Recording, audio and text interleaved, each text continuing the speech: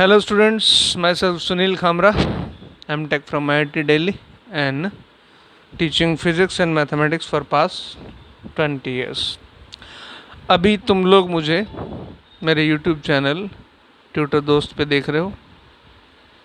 Today I'm going to discuss about first of all IIT preparation, what is IIT, what is engineering, what is technology.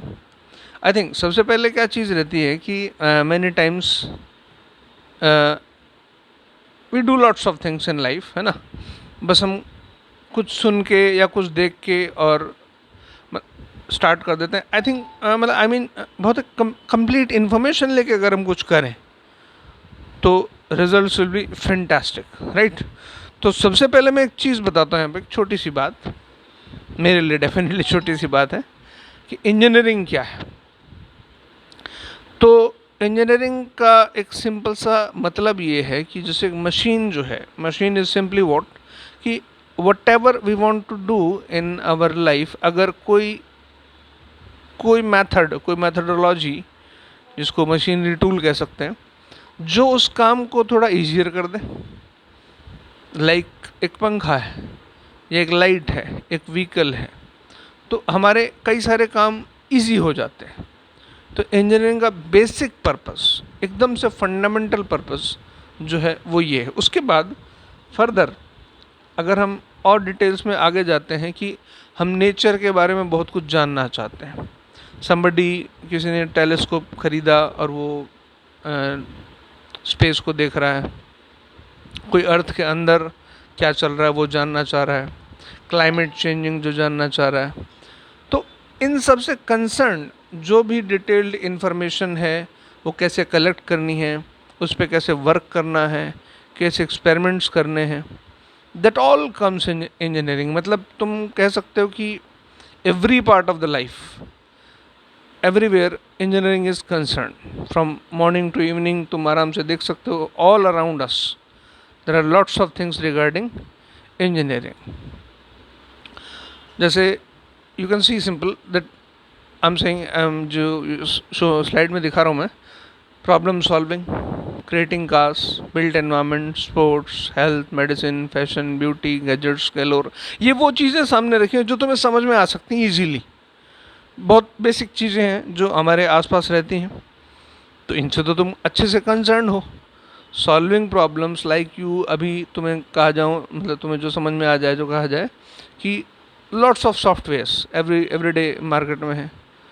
अच्छा, और problem solving कई तरीके से देख सकते हो तुम कि एक नट बोल्ट खोलना है तुमने, तो you want screwdriver, simple, that is what engineering.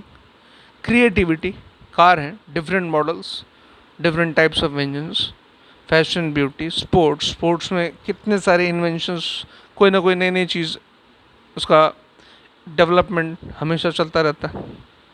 Health and medicine, definitely कितना कुछ डेवलपमेंट रोज़ होता है, रोज़ एक्सपेरिमेंट्स चल रहे हैं. Those all are impossible without the tools and the technology of engineering. अब द सेम थिंग यहाँ भी तुम देख सकते हो कि it's written almost everywhere you eat, where, use and like to do involve engineering. From every day, things like your mobile, computer, clothes, to medicine, space, national security and renewable energy, to tackling climate change, providing clean drinking water, or ensuring sustainable food supplies. Lots of things, everything in the life. Got it? जो मैं कह रहा हूँ उसको हमने लिख दिया है पर डिज़ाइन, डेवलपमेंट, प्रोडक्शन. एक्चुअली यहाँ मैं थोड़ा सा रुकता हूँ. जैसे इसको find out the people need, developing ideas and seeing how products can be made at a good price. अब यहाँ क्या होता है, देखो दो चीज़ें इकट्ठी चलती हैं, इंजीनियरिंग और कॉमर्स. ये भी एक बात है जो दिमाग में रखनी होती है. मैं लेटर ऑन बताऊँगा कि how the good engineering colleges make lots of things regarding that. देखो, finding out what people need. अब एट सर्टेन मोमेंट कि अभी क्या चाहिए, नीड क्या है, चारों तरफ जो भी हो रहा है, मान लो हमें उसमें कुछ एनहेंसमेंट चाहिए. कि सपोज़ जब कभी कार नहीं रही होगी, मान लेते हैं, तो कार का कंसेप्ट किसी के दिमाग में आया होगा, प्लेन नहीं रहा होगा तो प्लेन का concept that was the need at that time, फिर उसको डेवलप किया, उसमें एक आइडिया कि हाँ ऐसा किया जा सकता है, फिर उस आइडिया पे वर्क हुआ, वो साइंस है। उस पर मल्टीपल एक्सपेरिमेंट्स हुए, फिर उसके बाद एक प्रोडक्ट बनता है, उस प्रोडक्ट को फिर सेल करना होता है, वहाँ कॉमर्स आ जाती है।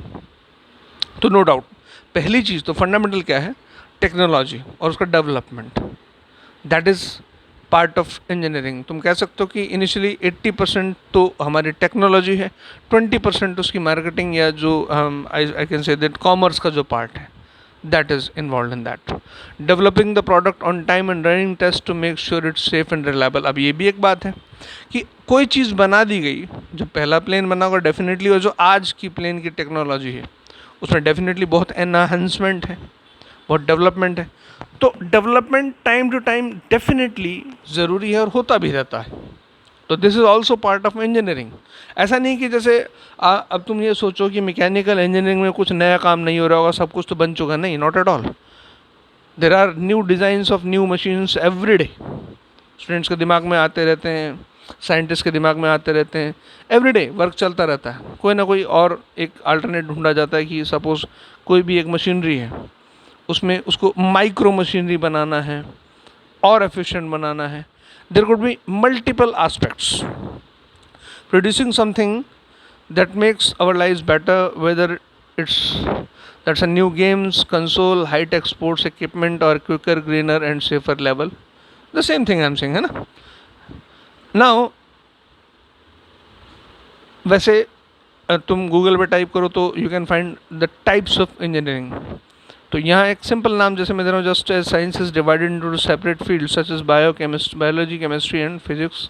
अब एक्चुअली बेसिकली जो साइंस है वो साइंस फिजिक्स, केमिस्ट्री, बायो और मैथ्स वर्चुअल साइंस में बोला करता हूँ टीचिंग करते हुए, कभी उसमें मेरे उसमें वीडियो में देखना 11th क्लास में। तो बेसिकली जो साइंस है, साइंस को फंडामेंटली बोला जाता है कि study of laws of nature, right. फिर मैं एक चीज़ में ऐड करता हूँ, साइंस प्लस टेक्नोलॉजी। टेक्नोलॉजी क्या है कि जो हमने लॉज ऑफ नेचर ढूंढे, देखो फिजिक्स में, केमिस्ट्री में, बायोलॉजी में, जो भी तुम स्टडी करते हो 11th-12th क्लास में, वो सब बेसिकली क्या है, तुम नेचर के फंडामेंटल जो लॉज हैं उनको स्टडी कर रहे हो और थोड़ा सा उन पर वर्कआउट करते हो। जैसे फिजिक्स की प्रॉब्लम्स उठा लो, केमिस्ट्री में कुछ चेंजेस कर दिए कि ये रिएक्शन इससे हो जाए तो क्या होगा।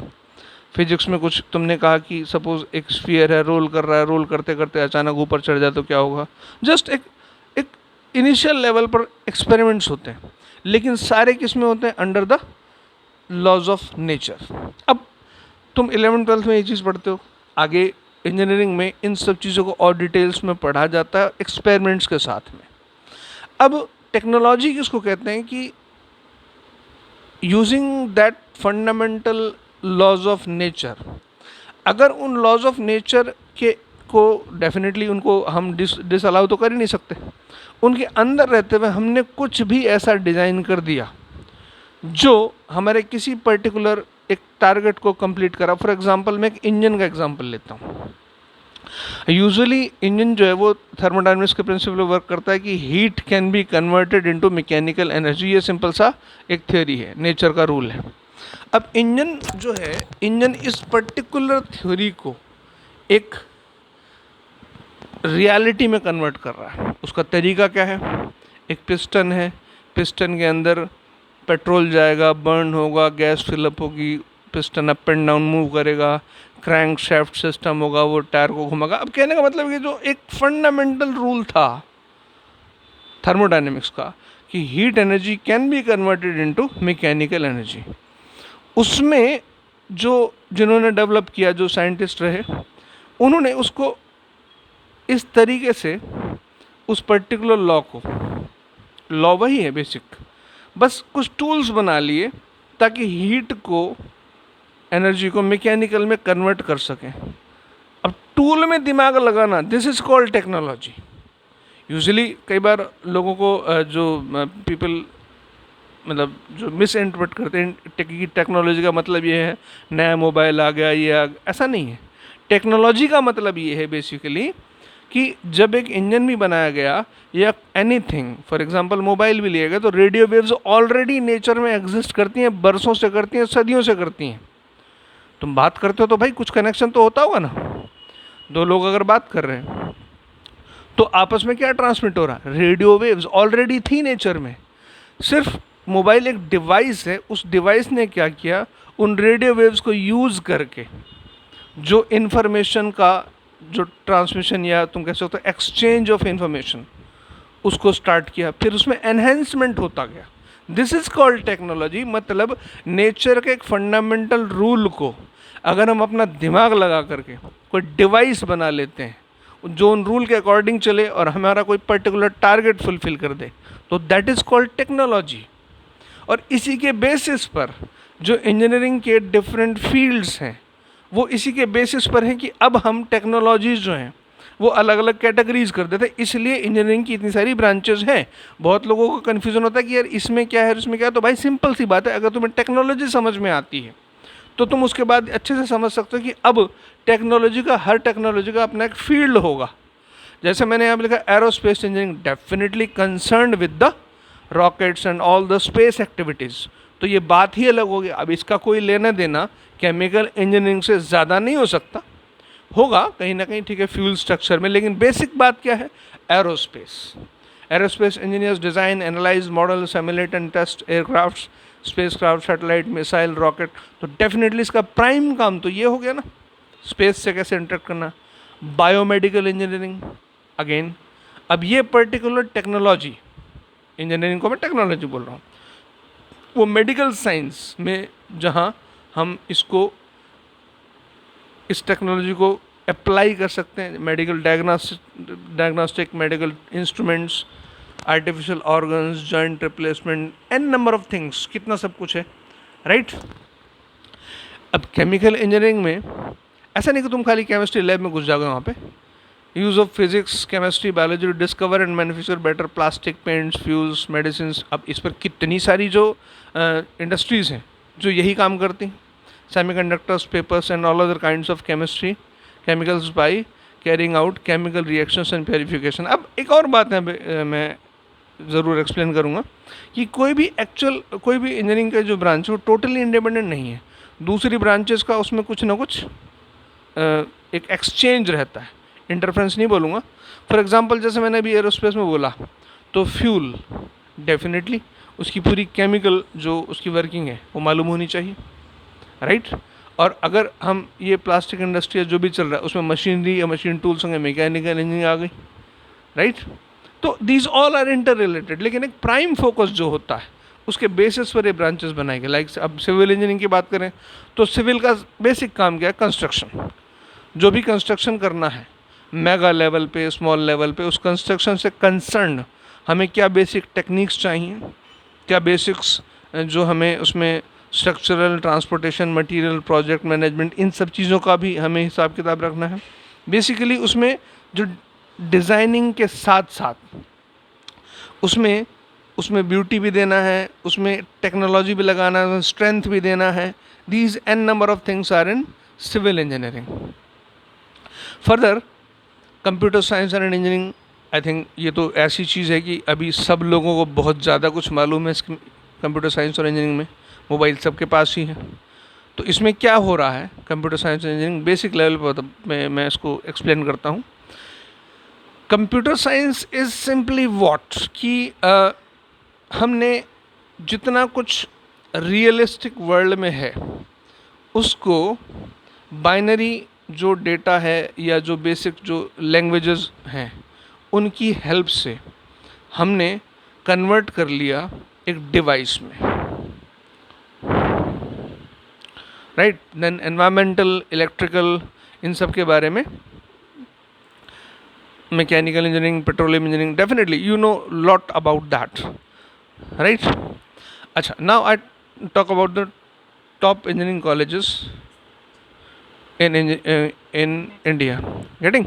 तो उसके बारे में मैं डेफिनेटली बात करूँगा कि टॉप कॉलेजेस कौन कौन से हैं, राइट, और क्यों हैं, क्या खास बात है कि टॉप कॉलेजेस कैसा होता है। नेक्स्ट वीडियो है ना, वेट फॉर द नेक्स्ट।